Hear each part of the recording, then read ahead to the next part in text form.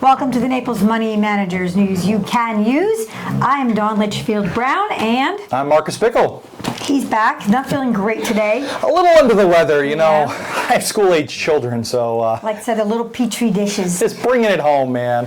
And I was telling them, you know, the worst part is it doesn't even seem to affect them. You know, they cough and they got the runny nose, but they're still running around, and I'm like, I need to go take a nap. Yeah.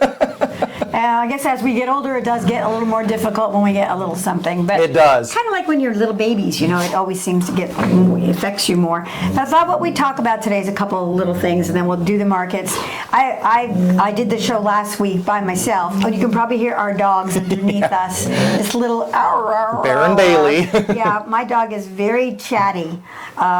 His is not, but they love each other. They're in love down there. They do. So, They absolutely anyway, do. at least they have each other. So anyway, last week I did the piece alone because I felt it was very important to get out there and talk about what was happening, because the markets were felt like they were falling apart. And I'm pretty smart, that's all I'm going to tell you. If you listen to last week's. Anyway. Very smart when it comes to that stuff. I mean, she's seen a lot of markets, folks. It really has nothing to do with brains. It has to do with experience. Hard-learned lessons. And really listening to facts, really sticking with a lot of facts and looking at history and charts. I love to look at charts. So, but anyway, one of the things I thought we'd talk about, I am so sick of the word Doge. I was like, Doge this, Doge that. It's like, what is a Doge? So I looked it up, but you already knew what it was. Department of Government Efficiency. Right. So I guess that's not so bad, but I thought it was some negative acronym, you know, for something. I mean, an acronym for something negative. What you got to understand, folks, sorry to interrupt you, is there's two different competing generational things here. So Doge is the brainchild of Elon Musk, who is a little bit older than me, solidly Gen X, but you know, close enough to. You're smarter, though. I don't know about that, but I'm what they call a Zennial. Basically, I'm on the borderline of millennial. Gen X, 1983. He's a little bit older than me. I think he's 53.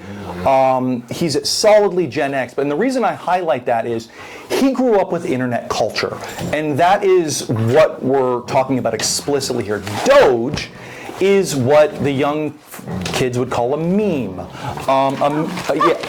There's Bear. He tried to take tons. Papers. It's called a meme. A meme is kind of difficult to explain, but it's kind of like a funny picture / story that has meaning based on pop culture is probably the best way to look at it. So you might see a scene from a movie where an actor is making a face, but it might be related to something else entirely that has to do with him being surprised. And that's a meme because you're able to relate to it because of pop culture. Sort of like from Jumpin' Jack Flash, when she says to Marty, when she's soaking wet after being in the river, "Really, Marty?" Because she says, Jackie, or I forgot her name now, she says, "You're all wet." And she goes, "Really, Marty?" Yeah. Kind of like that, but I'm trying to think of another one like from Back to the Future or something like. There's a bunch of them that you hear it and you all go, "Oh, yeah." Yeah, they're like inside. That's a meme? Oh, Back to the Future is a really, really good one. Okay, Marty is at the school. He plays that rock and roll thing. No one claps, and he goes, "Oh, your kids are going to love it." Well, that's everybody knows the inside. That's what they are. They're an inside joke. Yeah. Okay. That Memes makes sense. are an inside joke that are perpetuated on the internet. They're usually bite-sized pictures. That was a really, really long explanation to explain that Doge is basically like an inside joke a little bit. Now it's been changed to the acronym Department of Government Efficiency, but originally it was a meme coin. The Doge coin. Oh yeah. Yeah. So this may, for those of us who don't live our lives perpetually online, you may have heard of this trend tangentially. For those of us who do spend our lives entirely online, it's kind of like an inside joke. Now that's not to say that it's a ridiculous organization or they're not doing important things, but that's kind of where the name comes from. It's a little tongue-in-cheek. Okay, well then that's why I thought, well, that doesn't sound so bad when I looked it up, because I was just, you hear these, everybody thinks that everybody knows what every acronym is. Yes. Whether you're a doctor or a lawyer or an investment person or you're a financial person on the air or a government person. I always had my favorite initials when I first got in this business because everything was a GTC or an FOK, which is a fill or a kill or a good till cancel. And I was like, well, BFD, because I have no idea what you guys are talking about. It's true. It was my favorite. Well, acronyms are naturally exclusionary. They're supposed to be like in speak, you know, they're designed to make you feel like you're part of a crowd. Whereas, you know, if you're an outsider and you don't get it, we're like, well, what are they talking about, you know? We don't do that. We really try hard not to use acronyms. Yeah, Don has always pushed for that. I know. I just thought it was kind of interesting. Also kind of interesting, and I was just talking with a couple people in here. Well, everybody's all upset about these cuts, right? Right. One way or another, whether you agree with them or not, it doesn't matter to me. They are disruptive. But where were all these people getting upset when they were increasing the budget? And I said it wasn't because the people didn't get upset, it was because the politicians were getting everybody upset. So, you know, because half the time you never know what's in a bill, right? Oh, it's true. You don't know what Unless they you bother add to read it on at the yourself. very end, and anyway, so it's going to be interesting to see how it plays out. It's interesting to see what's going on in the markets last week, what's been going on so far this week, and we'll talk a little bit about that. We'll try to speed this up. Last time we were too long. Don and I can talk a long time, apparently. Yeah, we can chat. We can chat.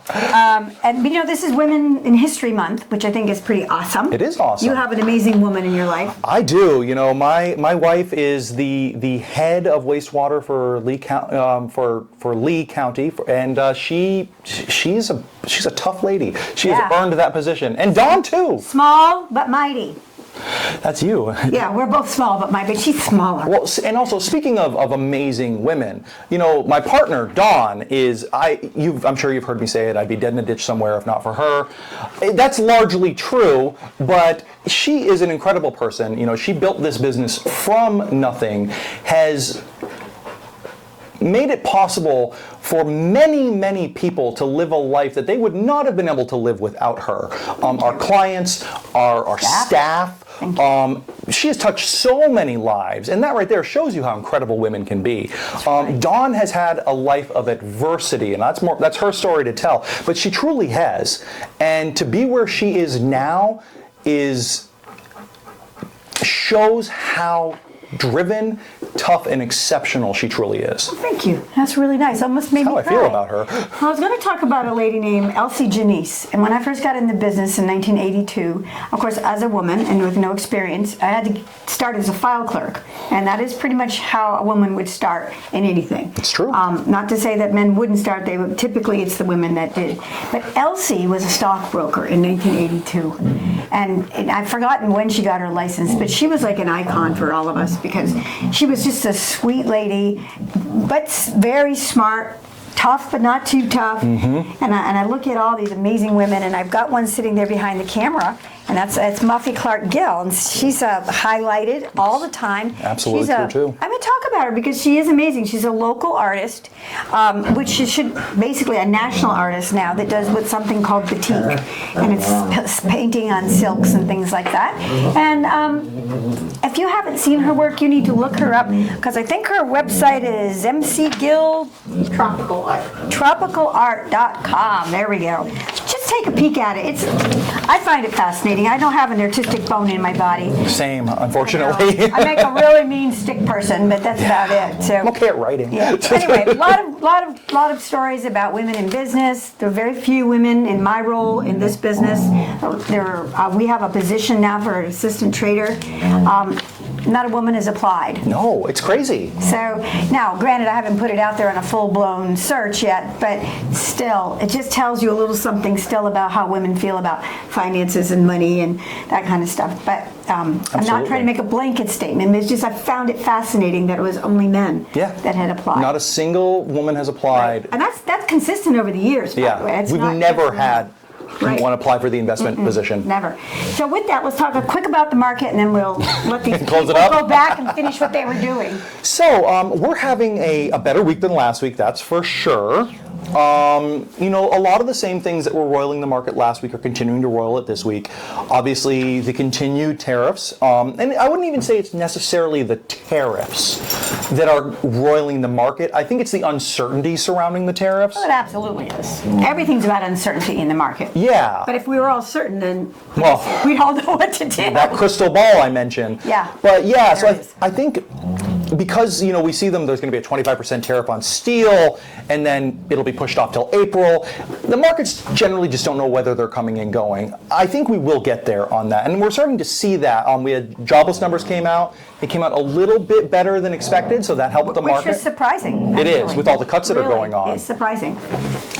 And then I think the primary concern that the market is really facing right now is it's uncertainty, right? Well, yeah. I mean, there really aren't the numbers aren't there to support a really negative market. No, they really are not. They there are not. in the corporate world. They are on an emotional level. They are there. Absolutely. Not if you're looking at the true numbers and the data. It isn't there. However, that doesn't mean we're going to have an up market either. We could have just one that vacillates up and down very slightly. I suspect through the third quarter of this year, not looking for much. Yeah. Holding our own would be great, making enough income for everybody who takes income. I think that's a good goal for the year. And the last quarter may see some solidifying to the uncertainty. It might become a little more clear what's going to happen out there. The market will finally find a direction. It will. And the kind of there's a whole bunch of people are coming, not people, CEOs, the oil industry to the White House. Haven't been there for, hey, you guys be quiet.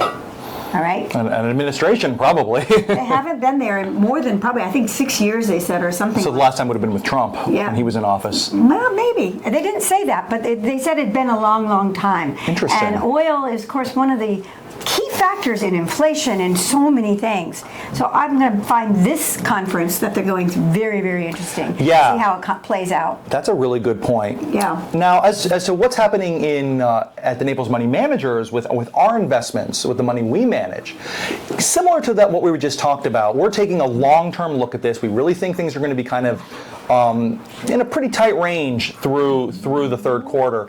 So we are selling a lot of our options and our option rating accounts for December. We're banking. Remember, when we sell it, you get money. Yeah, thank you. They're giving us close to 10% return on premium alone for a lot of these options we're writing. So we're kind of, to Don's point, being able to get that income into the account, get that protection into the account, and what I wanted the most was give us time for the market to kind of shake out while still being protected. Yeah. Well, I hope the little talking down here of the dogs doesn't bother you. It actually makes me smile. And we all kind of need a little bit to make us smile these days, I think. So I'm grateful to both of them. And I think that's really about it. If you have questions, please don't hesitate to call, whether the market's up or down. Anytime. That's what we're here for. We want, even if it's negative, we need to hear it. It's true. We need to know what's going on in your head, or we can't fix things. So, remember, money matters, most of all, and most importantly, you matter, and now it's... Please like and subscribe. And what else? Pickle out. Pickles out. Pickles out. Thank you all so much. Bye.